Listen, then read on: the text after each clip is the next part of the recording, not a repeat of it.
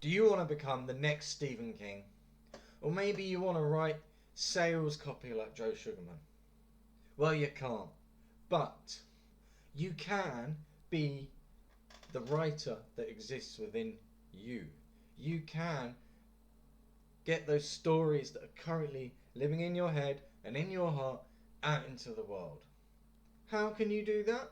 Well, I'm going to share with you 5 really important things for you to think about that are going to help improve your copywriting and your storytelling so you can become a copywriting master. When you want to write a story, you need to think about the message that you're sharing. There will be a central thought, idea, feeling that is associated with that story that you're telling. It will be the underlying message or lesson within that story. So before you write something, you need to figure out what that is. Otherwise, you end up writing aimlessly, which basically results in total waffle. And that is just rubbish. So figure out what the central message is. What is the point of the story that you're telling? What message do you want people to take into their hearts? What understanding do you want them to gain? Figure out the central message, and that's point 1. Point 2, conflict, obstacles.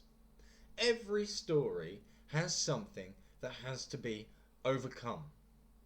An obstacle that needs to be overcome, a conflict that needs to be resolved. Every story. If it doesn't have that, then it's not a story. At best, it's an anecdote, but it's not a story. Every story has conflict. It has some moment of realization, of learning, of something happening. Conflict, obstacles. You need to figure out what they are in your story. So if you're writing copy for your business, then that obstacle is going to be the thing that your customers face that you want them to overcome by using your product or service. And if you are, writing a story in the more traditional sense, the same rules still apply. Your character, your main character, will have some measure of conflict that needs to be resolved. And the whole story is built around that conflict. So that's number 2. 3, great characters. Every story requires great characters. Think about the last time you read a story that wasn't great. I'll bet you my last pound that one of the reasons that story wasn't great is because the characters were one-dimensional and therefore not interesting, not realistic, and not believable. You need to create characters that have some depth, that feel real in some way. They have to be interesting and engaging.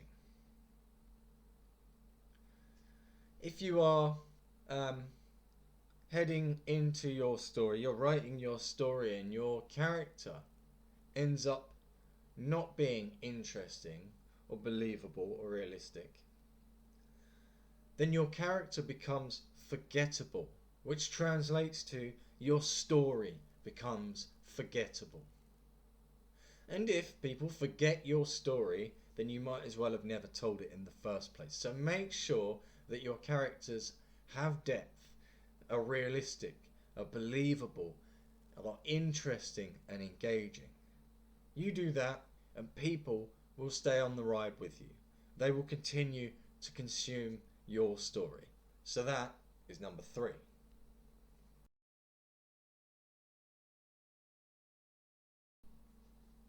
Number 4, never edit as you go.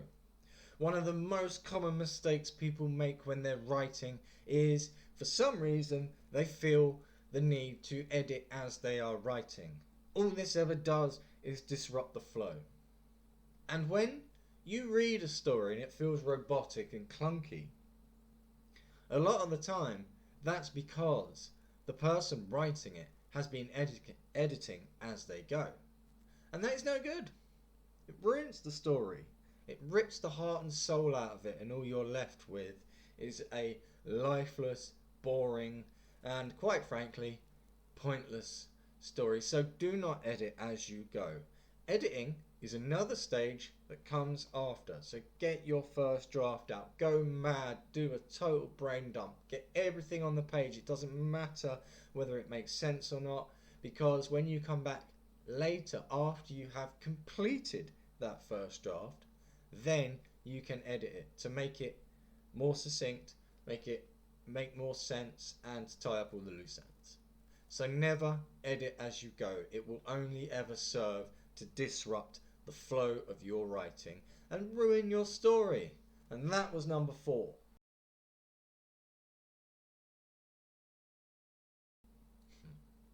Number 5, and this I feel is a really important one. Accept that improvements happen over time, which translates to, when you first start doing this, it's going to be rubbish. But you need to wade through all of that before the gold starts to reveal itself. You need to improve your storytelling lens. You need to improve your processes. You need to get used to the idea of taking thoughts from your brain and turning it into a story on the paper. So you have to do the rubbish ones first. If you write something and it's rubbish, when you've looked at it and you can see that it's rubbish, you then have a little bit of data that's going to help you improve for next time, because you can tell it's rubbish. Therefore, in some way, you intrinsically know what is rubbish about it. So make sure that you don't give up. Just keep going and going and going. This one might be rubbish, but the next one will be a little better, and the one after that a little better still, and so on. It is a cumulative effect. The more you write, the better you will be. You cannot go from 0 to 100. You have to build up. You have to improve over time. So accept that the first few things, or maybe the first lot of things that you write, are going to be ridiculously bad. But that is not just okay, that's how it's supposed to be. You cannot possibly hope to improve if you don't accept that what you're doing right now isn't great. So do what you're doing. Write. But then keep doing it over and over and over. And then before you know it, your writing will go from rubbish to mediocre to good to great to exceptional. You can't skip any of those stages. There is no such thing as natural talent. I don't care what anybody says about that. It is a process that we learn, and it is something we learn through doing. You write, you read, you assess, you write again. So just accept that improvements happen over time. So you've got to wade through the rubbish before you get to the gold. And that is number 5. So there you go. 5 ways that you can improve your storytelling and copywriting. Implement these things. Go away and do it right now. And when you've done that, I want you to come right back here and comment on this video and tell me how it went. Which point do you feel is most relevant to you that you needed to hear today? And is there anything you think I've left out? If so, drop it in the comments. And don't forget to like and subscribe.